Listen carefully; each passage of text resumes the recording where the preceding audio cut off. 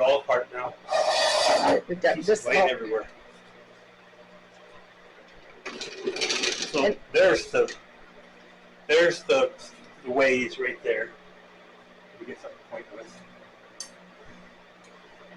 This is the rides on the ways here and here. That triangle rides up here on these triangles.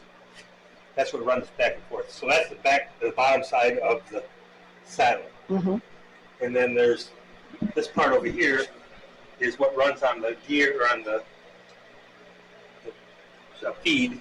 Mm-hmm. That runs in there, and then this is what closes and clamps on this and makes it so it feeds automatically.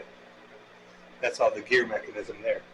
Then all these pieces down here, this is the part that clamps on the back of this, like this, on there, and that's what holds it on the back side so it doesn't flip up. Okay. And then all of this is the cross feed. This is all the pieces that slide you back and forth on top of each other. These are supposed to be nice and clean and smooth. Okay.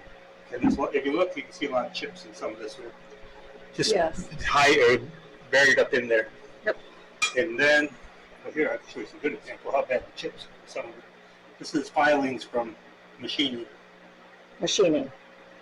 Yeah, see all that in there? Oh yeah. Oh my. That's what I'm finding everywhere because it hasn't been cleaned in a long time. Yeah.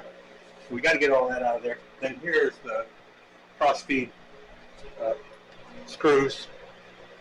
Both cross feed screws. Okay. And this is the gibs. This is the gib and this is the gib. This is what tightens against this area down under here. Mm-hmm. And that's what takes all the slop out of it. You tighten the screws against that and tighten it up. Yeah. Okay. And these are the nuts that run on these screws here. These run inside here.